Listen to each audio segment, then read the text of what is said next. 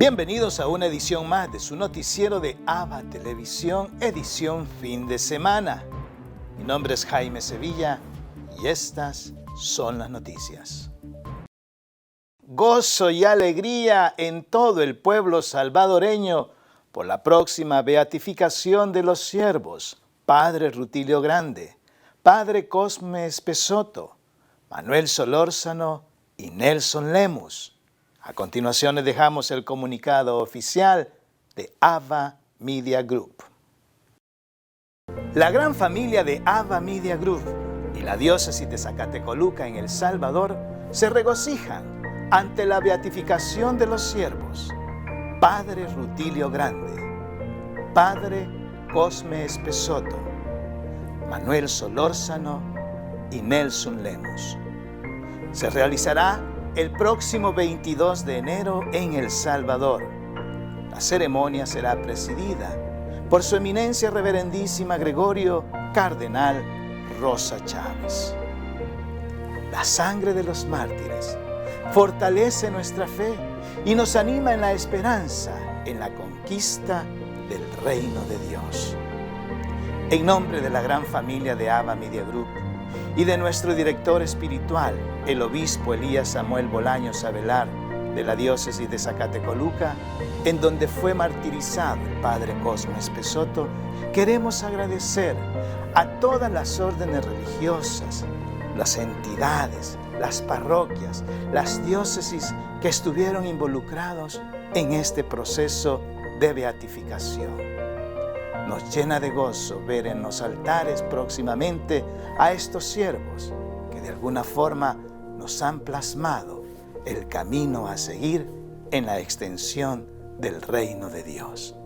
Que Dios, María Auxiliadora, Nuestra Señora de los Pobres, los bendiga a cada uno de ustedes. Que así sea. Monja experta en economía es la nueva adquisición del Vaticano y la segunda al mando del dicasterio. Una de las grandes apuestas de Francisco es el Maxidepartamento para el Desarrollo Humano Integral. Coordina y promueve las iniciativas sobre cuestiones sensibles como la pobreza, la economía, el medio ambiente o la emigración. Ahora, esta religiosa de 46 años será la responsable de coordinar todas estas tareas. En esta pandemia todos estamos en la misma barca. Si no entendemos esto, no saldremos de la pandemia. Por ejemplo, las vacunas. Si la vacuna no llega a todo el mundo, no saldremos de esta. No tiene sentido pensar primero en tus propios ciudadanos y luego en los demás. Sor Alessandra Smerilli sustituye de un golpe a dos personas de gran prestigio. Por un lado, el sacerdote francés Bruno María Dufay, que hasta el mes de julio fue el secretario del dicasterio.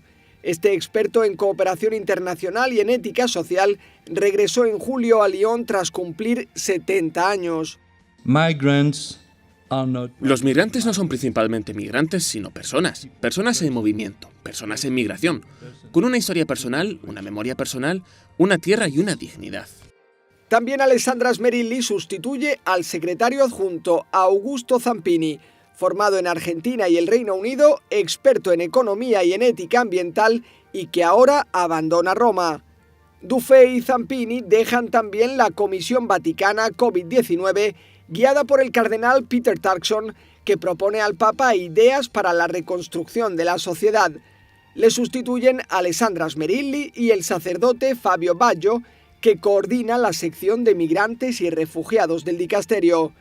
Son las primeras grandes decisiones tras la visita que el cardenal Blaise Ciupich realizó a este departamento en nombre del Papa entre finales de junio y principios de julio para reorganizar su estructura. El Papa Francisco se reúne con activistas católicos sobre el cambio climático. El Papa se reunió en el Vaticano con representantes del movimiento Laudato Si. Le trajeron regalos que recordaban la importancia de cuidar el medio ambiente. Por ejemplo, esta carta de una comunidad indígena, escrita en un tronco de árbol que simboliza el planeta, o esta estatua de madera de San Francisco. También una escultura africana de un barco lleno de migrantes.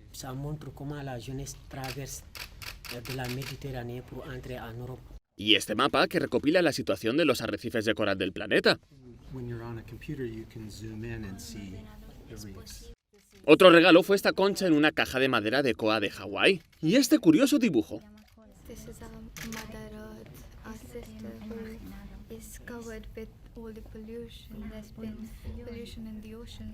El movimiento Laudato Si fue lanzado en 2015 para inspirar a católicos en el cuidado de nuestra casa común.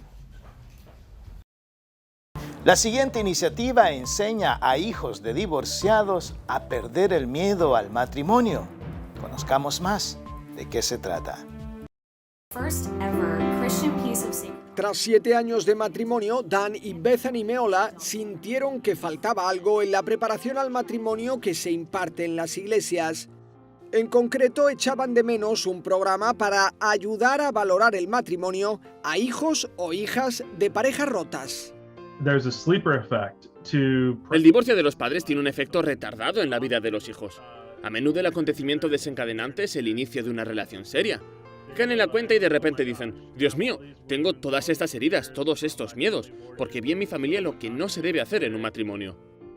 Esta idea les llevó a lanzar Life Giving Wounds, algo así como Heridas que dan vida. Es un programa dirigido a adultos, hijos de divorciados, para ayudarles a cultivar una relación sana y cariñosa con su cónyuge. Combina retiros espirituales, encuentros personalizados y recursos de oración. Un programa con el que tratan de ayudar a cultivar y experimentar la alegría de la vida matrimonial. Parte de lo que queremos es ser un lugar en el que la gente con esa experiencia, adultos hijos de divorciados, puedan reunirse, encontrarse, compartir ese sufrimiento común, para que no estén solos. Y eso se combina con partes más estructuradas, como retiros, grupos de apoyo para entrar en esas heridas junto con Cristo y encontrar esa curación profunda que el Señor quiere para ellos. Dan Meola creció en una familia rota y dice por propia experiencia que abriéndose a Dios es posible usar las heridas de la separación o el divorcio de los padres para fortalecer su propio matrimonio. A menudo no dan por sentado el matrimonio, no dan por sentada la familia y siempre están atentos. ¿Cómo puedo ser mejor? ¿Cómo puedo amarte mejor, querida? ¿Cómo puedo sacrificarme? Y esa es la respuesta positiva a nuestras heridas que queremos ofrecer, porque es ahí, con la curación de Cristo, donde se le da la vuelta a la herida y se convierte en un recurso para la relación. Dan y Bethany, junto con sus 2 hijas, tienen una página web en la que ofrecen su programa presencial y online para todo tipo de personas. La clave es recordar a los cristianos que las cicatrices pueden marcar también el camino para una vida todavía mejor. Este es el saludo del Papa Francisco a los atletas paralímpicos. Ampliamos en la siguiente nota. El Papa aprovechó la audiencia general para enviar este saludo especial a los atletas de los Juegos Paralímpicos de Tokio. Invio il mio saluto agli atleti e li ringrazio perché offrono a tutti una testimonianza di speranza e di coraggio. Essi infatti manifestano come l'impegno sportivo aiuti a superare difficoltà aparentemente insormontabili. Francisco se detuvo con 2 atletas paralímpicos. Uno de ellos era Gianluca Palazzi, jugador de baloncesto en silla de ruedas y primer atleta paralímpico del equipo vaticano.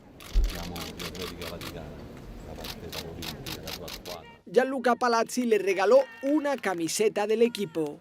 En 2019, Atlética Vaticana se convirtió en la primera asociación deportiva oficial del Vaticano. Sus miembros son empleados y ciudadanos de este pequeño estado. En el Evangelio de hoy seguimos meditando el capítulo 25 de Mateo y tenemos la parábola de los talentos. Aquel amo que se fue de viaje, a uno le dio 5 talentos, a otro le dio 3 y a otro le dio 1 según su capacidad. Y cada uno de ellos, cuando su amo regresó, dio cuenta de esos talentos. Todos sabemos el resto de la historia. A ti y a mí el Señor también nos ha dado esos talentos. Esos talentos para que los pongamos a crecer, para que los pongamos al servicio de los demás, porque es de la única forma que se fortalecen, se multiplican y se crecen. Entre más servimos a los demás, más crece nuestra armonía, nuestra sintonía, nuestra entrega, nuestra gracia en el Señor. De ahí la importancia. Si tienes el talento de consejo, desarróllalo. Si tienes el talento de la música, desarróllalo. Si tienes el talento del servicio desinteresado a los demás, hazlo con un corazón grande. Si tienes el talento de ayudar a encontrar el sendero a otros, el Señor te va a bendecir al ponerlo tú en la práctica. Hay muchas personas que dicen, es que Dios no me ha dado a mí ningún talento. A cada uno de nosotros, Dios nos ha bendecido con sus talentos. Lo importante es hacer un alto en la vida y reflexionar y preguntarnos, ¿qué es lo que Dios me ha dado para poner al servicio de los demás? En la medida que tú lo vayas descubriendo en esa intimidad con Dios, en esa medida te vas a ir abriendo a ese mundo hermoso espiritual, sirviendo, ayudando y compartiendo con los demás. Solamente poniendo a trabajar tus talentos en la comunidad, en tu vida y en la vida de los demás, es cuando vamos a crecer espiritualmente. Que así sea.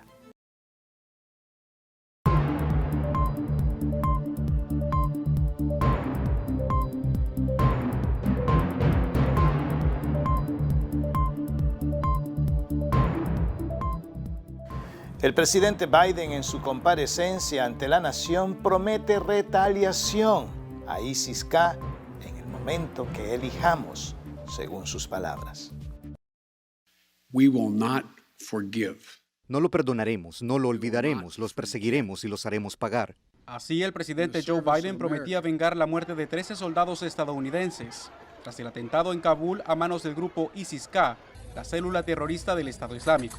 El atentado dejó más de 60 muertos y las cifras de heridos continúan creciendo, entre ellas las de miembros del servicio estadounidense, que aumentó a 18 según reportó el Pentágono. We will not be deterred by terrorists. La promesa de retaliación de Estados Unidos ocurre a solo días de la retirada de tropas estadounidenses de Afganistán, el 31 de agosto, y a semanas de la conmemoración de 20 años de los ataques de las Torres Gemelas, que provocaron la incursión estadounidense en ese país. We will respond with force and precision. Responderemos con fuerza y precisión en nuestro momento, en el lugar que elijamos, en el momento que elijamos. La Casa Blanca está bajo el escrutinio de legisladores republicanos y demócratas por la manera en la que la retirada de tropas condujo a un mortal ataque terrorista. Varios de ellos exigen la permanencia de los soldados hasta que sea evacuado el último estadounidense. Biden, por su parte, mantuvo su determinación. These ISIS terrorists will not win. Estos terroristas de ISIS no ganarán. Rescataremos a los estadounidenses, sacaremos a nuestros aliados afganos y nuestra misión continuará. Estados Unidos no se dejará intimidar. Hasta ahora, más de 100.000 personas han sido evacuadas por las fuerzas estadounidenses. Y según la Casa Blanca, la administración Biden negocia con el Talibán la salida completa de sus ciudadanos y también de colaboradores, incluso más allá del 31 de agosto. Al mismo tiempo, las amenazas de más ataques no son subestimadas por el Pentágono. Creemos que es su deseo continuar esos ataques y prevemos que esos ataques continúen y estamos haciendo todo lo posible para estar preparados. Según el Pentágono, cerca de 1.000 estadounidenses elegibles para ser evacuados de Afganistán continúan atrapados en ese país. Desde la Casa Blanca, Jorge Agobián, Voz de América. El gobierno de El Salvador llama a los jóvenes a ser parte de las Fuerzas Armadas. El presidente Nayib Bukele publicó en sus redes sociales el llamado a 20.000 jóvenes que quieran defender a la patria de los que llama enemigos internos y externos para que se unan a la Fuerza Armada. Algunos diputados cuestionan a qué se refiere el presidente con enemigos internos. Y uno se pregunta a qué se refiere en este caso el señor Bukele al referirse a un enemigo interno, cuando hemos visto también recientes cercanos con estos grupos y por lo tanto no es que se va a defender. Que hablar de enemigos internos en el contexto político actual también es preocupante. Las opiniones sobre el llamado a que los jóvenes formen parte de las filas de la Fuerza Armada son diferentes. La oposición considera que es mejor trabajar en la prevención, pero partidos aliados al gobierno argumentan que el servicio militar es una obligación constitucional. Yo creo que no es posible que a estas alturas de la historia en El Salvador la opción que se le dé a las juventudes sea nada más poder enlistarse en las Fuerzas Armadas y no programas integrales de desarrollo que tengan a la base la educación, el arte, la cultura, el deporte. Es obligación por constitución que las personas entre 18 y 30 años hagan un servicio militar. Lo que pasa que nunca se ha hecho. La fase 4 del Plan Control Territorial contempla el aumento de efectivos militares que requerirá de más fondos, los cuales aún no han sido solicitados por el gobierno, señalan los parlamentarios. Porque cada militar que ingresa a la Fuerza Armada obtiene una dádiva económica, todo militar. Y en primer lugar está generando empleo a 20.000 jóvenes. Pareciera que son barril sin fondo, no dejan de solicitar financiamiento y sobre todo a través de endeudamiento, poniendo en riesgo a la población en el sentido de que a más deuda hay más limitaciones también para poder desarrollar programas y proyectos. Los requisitos que pide el Centro de Reclutamiento y Reserva a los jóvenes es oscilar entre los 18 y 30 años, fotocopia del documento único de identidad, NIT y cartilla de vacunación contra la COVID-19. Para Teleprensa Canal 33, Doris Chicas.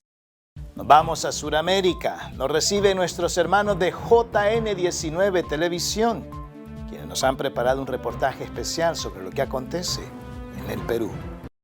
¿Cómo están, amigos? Reporta Kevin Cáceres desde el Perú para la cadena hermana ABA Televisión y JN19. Comenzamos este informativo comentándoles que la Policía Nacional del Perú ha capturado a una banda que se dedicaba a obtener placas de vehículos originales para delinquir, con 12 placas de rodajes originales para autos y motos que recién habían obtenido de la Asociación Automotriz del Perú.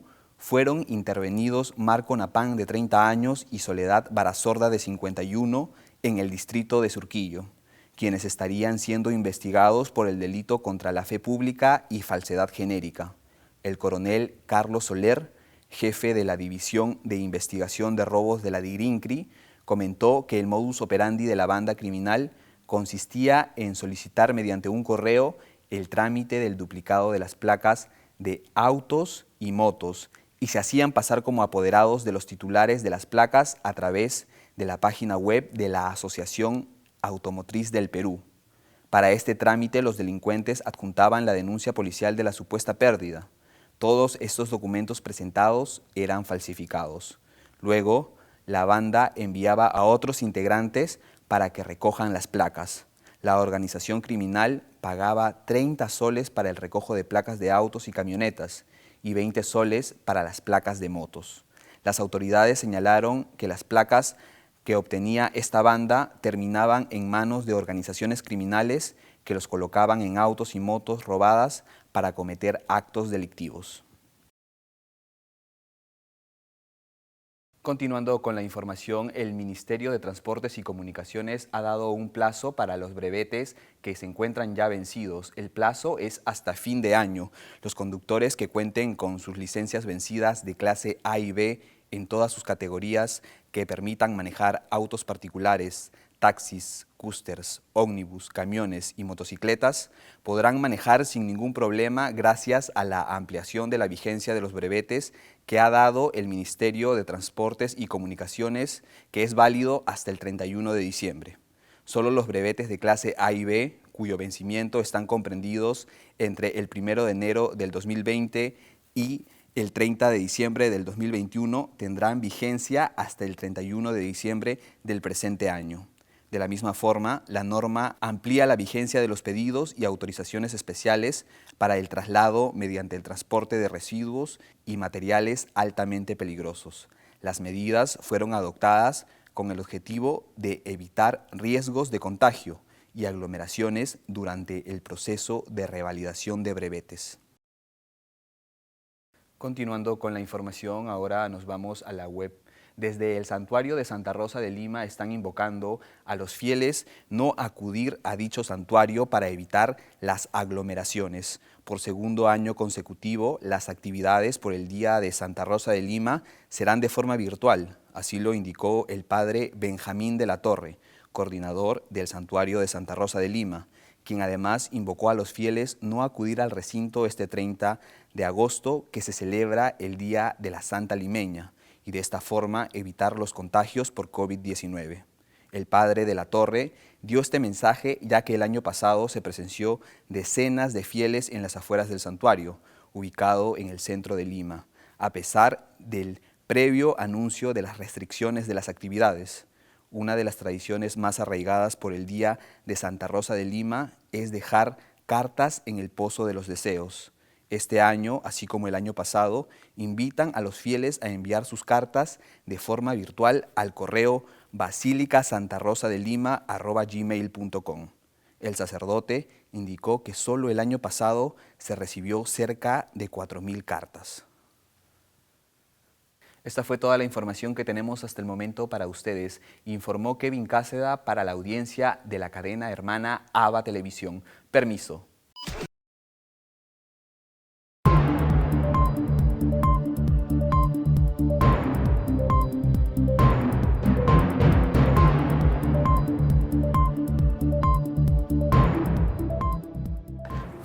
Municipios camino a la sustentabilidad es el propósito de CESTA, en la voz de su presidente, Ricardo Bravo.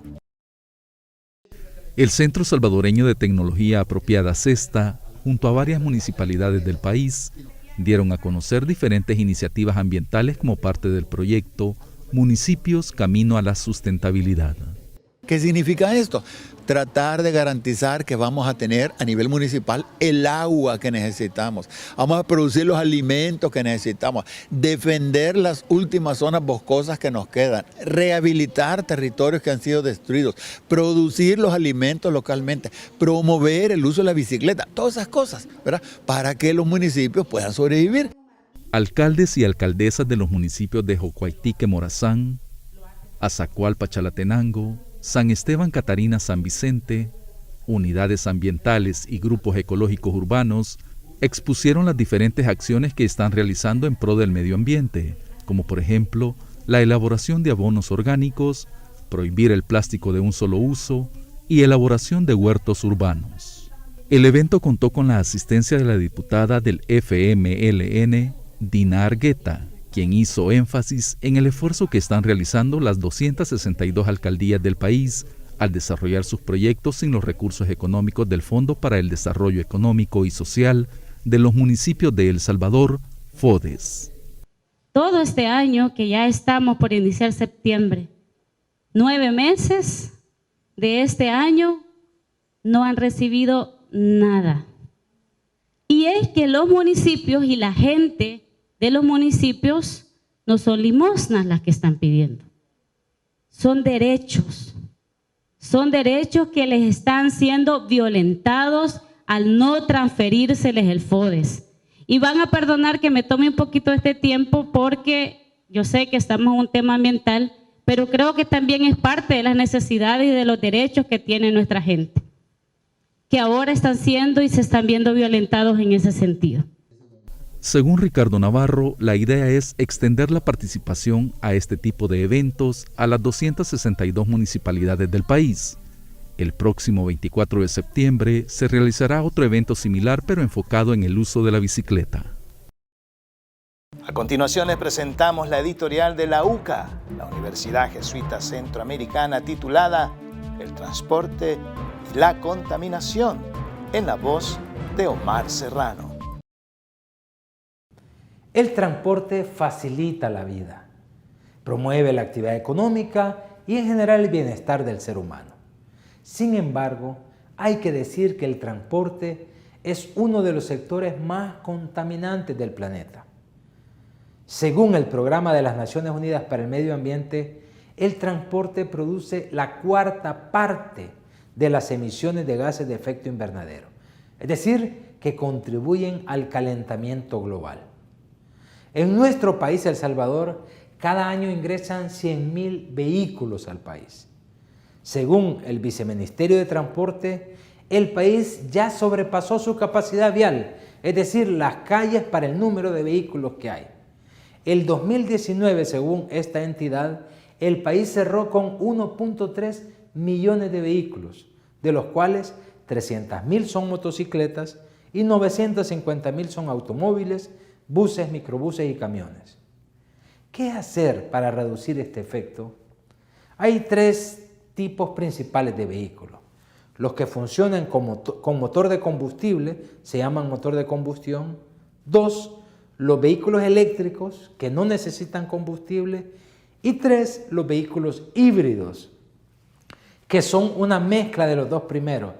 Tienen un motor de combustible de gasolina y otro motor eléctrico. Pues la sustitución de los vehículos de combustión, es decir, de gasolina, por vehículos eléctricos, se perfila como una de las mejores alternativas para reducir las emisiones de dióxido de carbono y combatir así el cambio climático. Y El Salvador ya dio pasos para caminar en esta vía. El 24 de septiembre del año 2020, la Asamblea Legislativa aprobó la Ley de Fomento e Incentivos para la Importación y Uso de Medios de Transporte Eléctricos e Híbridos. Esto para fomentar la importación de autos que funcionen con electricidad, y esta ley contempla además incentivos fiscales y económicos para quienes los traigan. Y es que un automóvil eléctrico tiene 0 emisiones de efecto invernadero, porque depende de una batería para alimentar su motor y no quema ningún combustible internamente. También los vehículos eléctricos requieren menos cantidad de líquidos dañinos y contaminantes, como por ejemplo el aceite de motor y los refrigerantes. Desde una perspectiva más amplia, los vehículos eléctricos no solo ayudarán a lograr reducir las emisiones de efecto invernadero, sino que también mejorarán la calidad del aire que todos y todas respiramos. Pero resulta que el sector de importadores de este tipo de vehículos eléctricos e híbridos denuncia que en vez de facilitar el ingreso después de esta ley, les pone condiciones difíciles de cumplir. ¿Será por beneficiar a un sector? ¿Será por cuestiones técnicas? Por lo que sea. Lo cierto es que el gran perdedor es nuestro medio ambiente y la población de este país. Y es que cuando algo puede beneficiar al medio ambiente, se imponen otros criterios. Así pasa con las construcciones de grandes urbanizaciones. Aunque se sabe que de sobra hipotecan el futuro, se siguen autorizando. Y en el caso de importar automóviles, que son los que pueden ayudar a proteger el medio ambiente, se hace todo lo contrario. Así estamos en este país. Y para concluir nuestro noticiero, dejamos con la intención del Papa Francisco para el mes de agosto, que es sobre la Iglesia en camino.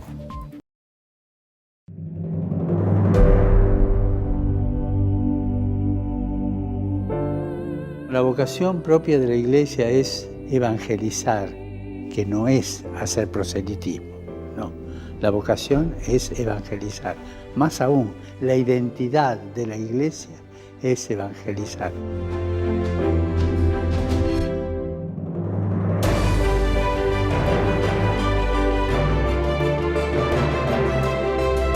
Solo podremos renovar la Iglesia desde el discernimiento de la voluntad de Dios en nuestra vida diaria y emprendiendo una transformación guiados por el Espíritu Santo.